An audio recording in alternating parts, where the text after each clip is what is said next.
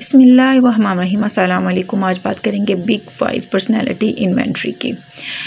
और 1993 में गोल्डबर्ग ने जो है वो इसको इंट्रोड्यूस करवाया था, डेवलप किया था, और ये जो है वो मेयर करता है पर्सनालिटी 5 पर्सनालिटी ट्रेट। सो 50 या 44 या 60 आइटम्स जो है इसमें इंक्लूड हैं और ये मैक्सिमम 20 मिनट्स जो है इसको मुकम्मल होने में लगते हैं। 5 ऑप्शंस आ जाती हैं। बिग 5 जो मॉडल है जो है इसे बहुत ज़्यादा जो है वो भरपूर तवज्जो भी हासिल हुई। उसे जो है ओशन या कैनो के नाम से भी जाना जाता है ताकि ईजिली आप जो पर्सनालिटी ट्रेट्स हैं उनको याद कर सके। 5 जो है OCEAN से सेम एज राइजिक जो हमारा टेस्ट है उसमें भी इसी तरह जो ट्रेड्स हैं उसके अकॉर्डिंग जो है वो स्केल है वो भी, और वो भी एज अ काउंसलिंग आप यूज़ कर सकते हैं। उसके अलावा वाइडली ये जो है वो पर्सनालिटी असेस करने के लिए कंटिन्यूसली यूज़ हो रहा है। 5 is neuroticism, the degree to which a person experience के वो पर्सन जो होता है ना वो बहुत ज़्यादा जो है ना डिप्रेशन, एंजाइटी, डिस्ट्रेस का शिकार हो जाता है। इसमें हाई स्कोर वाले जो होते हैं वो बहुत ही गुस्से वाले होते हैं, इरिटेबल से इरिटेटिंग पर्सनालिटी होती है, स्ट्रेस और टेंशन बहुत जल्दी फील करते हैं, बहुत ही ज़्यादा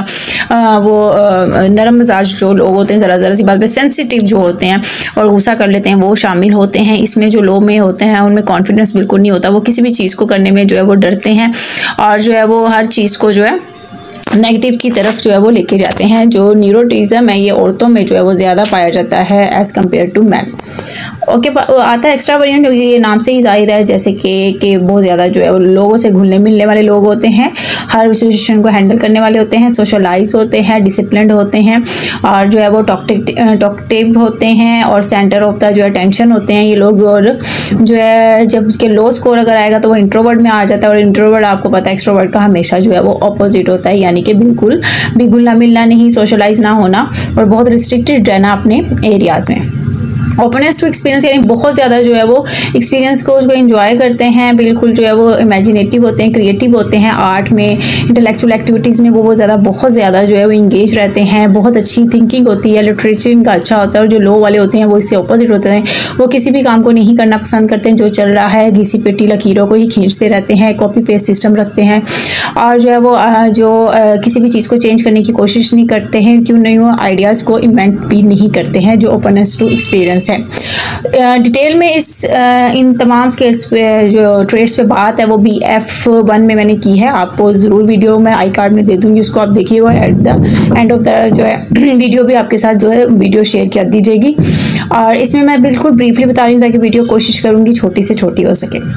फिर आ जाती है हमारे पास आता है जी कॉन्साइंटेडनेस आती है, और ये जो है लोग जो है डिसिप्लिन्ड जो होते हैं, ऑर्गेनाइज्ड होते हैं और जो है वो बहुत ही केयरिंग लोग होते हैं। सिचुएशन के अकॉर्डिंग उनको मतलब पेन वगैरह फीलिंग जो होती है वो बड़ी अच्छी एक्सप्रेस करते हैं, सिचुएशन को हैंडल करना जानते हैं, हार्ड वर्किंग होते हैं, पैशनेट होते हैं, नीट होते हैं, सिस्टमेटिकली तरीके के लिए जो है वो काम करते हैं और ये लोग इतबार के काबिल होते हैं। जबकि जो लो में होगा आप उन पर इतबार नहीं कर सकते हैं और वो जो है बिल्कुल एंटी सोशल किरदार के हामिल लोग होते हैं, कभी कभी क्रिमिनल बिहेवियर भी शो कर देते हैं जो सोसाइटी के बिल्कुल अगेंस्ट होता है। फिर आता है जी हमारे पास एग्रीबलनेस जो होते हैं, ये भी लोग जो है बहुत ज़्यादा जो है वो रिलेशनशिप जो होते हैं ना जो दूसरों के साथ होते हैं, ये इसमें वो चीज़ आ जाती है कि वो अपने माँ बाप बहन भाइयों के साथ बच्चे का जो या सोसाइटी के साथ जो उसके रिलेशन है उनमें उसका ताल्लुक कैसा है, तो ये जो होते हैं बहुत ही स्ट्रेट फॉरवर्ड हो जाते हैं और जो है वो हाई में जब आता है हर चीज़ को एंजॉय करने वाले होते हैं और जो है वो बहुत अच्छे जो है वो हार्ट मतलब दूसरों की तकलीफ़ को समझते हैं। जबकि जो लो में आ जाएंगे वो ज़िद्दी हो जाएंगे, शो ऑफ कर रहे होंगे, डिमांड करते हैं, हर चीज़ का जवाब मांगते हैं, बिल्कुल किसी का भी जो है वो नहीं केयर करते, बिल्कुल सेक्रीफाइस नहीं करते हैं, शेयर केयरिंग वगैरह वाला कॉन्सेप्ट उनकी लाइफ में मौजूद ही नहीं होता। जो आपको स्कोरिंग शीट या मैनुअल दिया जाता है वो कुछ इस तरह की शक्ल का होता है। इसमें ये देखिए 5 मेयर्स उन्होंने कहा है जी हमने पर्सनालिटी को करना है और इनको इनटू डिवाइड किया गया आगे 6 स्केल्स में, और वो हैं जी आपके पास जो फेसिट स्केल आते हैं और लिकेट स्केल है, 5 पॉइंट लिकेट स्केल है, 20 मिनट्स दिए जाते हैं। एंड BF1 की और BF जो है वो PI की मुताबिक जो है वो इनमें जो आइटम्स होते हैं ना वो इनमें मुख्तलिफ है, मतलब कोई 8 है, कोई 10 है, कोई 44 वाला है, कोई 40 वाला है, तो वो आइटम जो है वो थोड़ा बहुत ऊपर नीचे होते रहते हैं। ये 50 आइटम्स वाला है और इसमें जो है वो याद रखिएगा BF जो आई है उसमें आप ऐड करते हो रिवर्स स्कोरिंग, और इसमें जो है रिवर्स स्कोरिंग नहीं है बिग 5 पर्सनैलिटी इन्वेंट्री में। ये इसके भी क्वेश्चनएयर जो है BF1 में, लेकिन यहाँ पे उन्होंने हमें ये स्कोरिंग जो दी हुई है ये चेंज दी हुई है उससे BF1 से आई से, सॉरी। और इसमें ये है क्वेश्चंस है, ये आपके सामने हैं, इस तरह का एक मिलता है परफॉर्मा आपको जो है उसमें ये क्वेश्चंस ऐड हैं जो कि BF1 से जो है वो थोड़े बहुत या 2 से थोड़े बहुत मिलते जुलते हैं। लेकिन ये कि इसमें बस रिवर्स ऑर्डर हम नहीं करेंगे, इसमें जो है वो सिंपल हम सम करेंगे, ठीक है, रिवर्स ऑर्डर नहीं है। तो ये याद रखिएगा, वो जो मैनुअल जब मिलेगा तो उसमें उन्होंने क्या ऐड किया हुआ है उसके अकॉर्डिंग आपने स्कोरिंग करनी है। और इसका जो आपको मिलता है कट ऑफ स्कोर आता है इसका 40 में से, आपने टोटल जो होता है 40 में से जो हर जो पर्सनालिटी ट्रेट है ना उसको जो है वो आपने चेक करना होता है। इस तरीके से आपने जो आंसर लिख लेने हैं, जैसे ये येलो हुए हुए आपके सामने ये तमाम आंसर्स हैं क्लाइंट के, तो ये आपने जो है वो नोट डाउन कर लेने। उसके बाद इस तरीके का इसका जो स्केल आता है इंटरप्रिटेशन का स्कोरिंग का वो ये होता है, तो इसके अकॉर्डिंग आपने स्कोरिंग करनी है। ई जो है ये आपको ये एक्स्ट्रोवर्जन आ जाता है और इसमें 20 आइटम्स हैं जो उन्होंने बताया है, ठीक है। ए में एग्रीबलनेस में जो है वो आपके पास 34 आइटम्स हैं। शुरू में जो फर्स्ट पे है ना ये तमाम आइटम्स हैं जो कि आपको जो है वो उसमें ऐड होगा, आपकी आंसर शीट में जो है वो ऐड होगा। और जो है उसके बाद जो ये क्वेश्चन वो आगे लिखा है 1 is the question and the answer is 1। जो येलो ये तमाम आंसर है जो कि क्लाइंट ने दिए हैं, ये देखिए ये ऊपर ये 1 है और 1 का जो आंसर है वो आपको क्या मिला हुआ है 1, 2 का आंसर 1 है और इसी तरह 6 का आंसर जो है वो 4 है। तो ये आप नीचे आके भी देख सकते हैं कि यहाँ पे 1 का जो है वो 1 और 6 का 4 है, इसी तरह 11 का 3 है। ये तमाम आपके पास आगे आंसर्स। अब इसको ऐड करने का तरीका क्या है, जो सबसे पहले आपने टोटल के ऊपर जो है आपने टी जो मैंने लिखा हुआ है ये टोटल एग्रीबलनेस की, सिर्फ मैं आपको स्कोरिंग करना बता देती हूँ, बाकी तमाम की भी सेम होगी। और ये क्वेश्चंस हो गए और आंसर्स हैं। अब इसके आगे जो आपने साइन है ना ये माइंड में रखने हैं, साइन सबसे इंपॉर्टेंट है, यहीं से आपकी स्कोरिंग जो है वो ख़राब भी हो सकती है और आप सही भी तरीके से कर सकते हो। सबसे पहले मैं ऊपर ऐड कर लिया, जो टोटल नंबर हमारे पास आए हैं वो 14 है, वो 14 को मैंने ऐड कर लिया।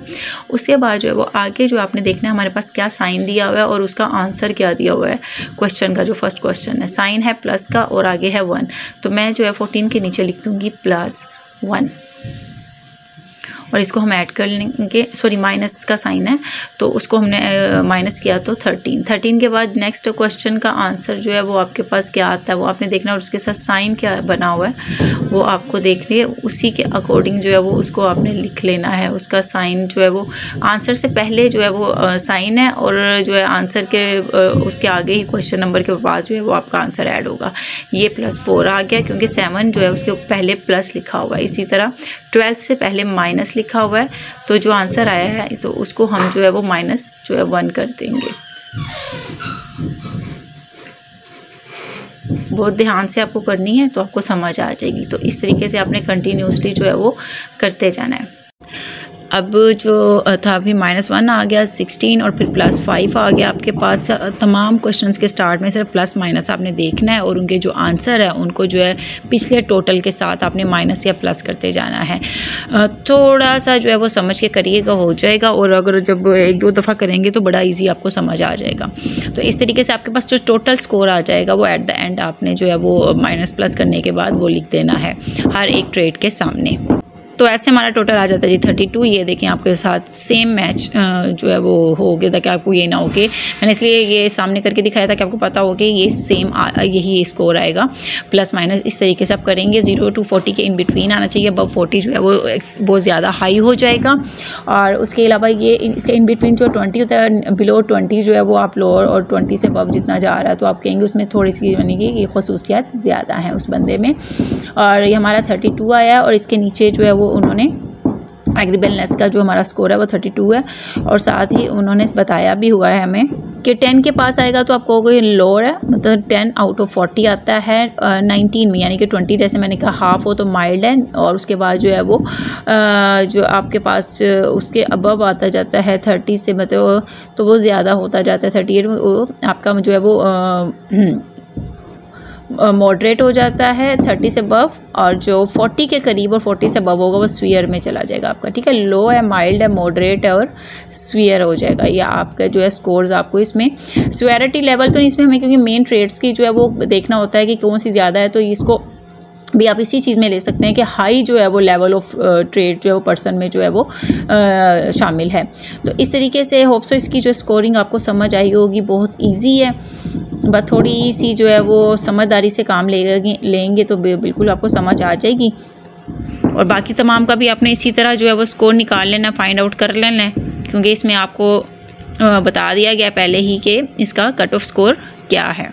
ऐसे ही आपने जो है वो बाकी जो भी हैं, जैसे कि ये एक्स्ट्रोवर्जन है, ये भी इसमें आपने 20 देखे प्लस है 1 का, और 20 प्लस 1 कर लें और इस तरीके से आगे की तरफ ऐड करते जाएं और एट द एंड आपका आंसर 10 जो है वो निकल आएगा। ये तो इसमें ये सपोज किया गया है, इसको ओके नहीं, आपने अपने पेशेंट के हिसाब से करना है, तो वो जैसे वो चल रहा होगा आपने उसके अकॉर्डिंग ही करते जाना है।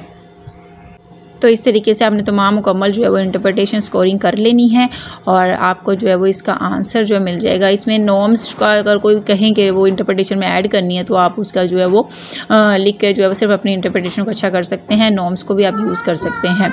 होप सो आज की वीडियो जो है वो समझ आई होगी आपको। अगली वीडियो तक के लिए अल्लाह हाफिज़।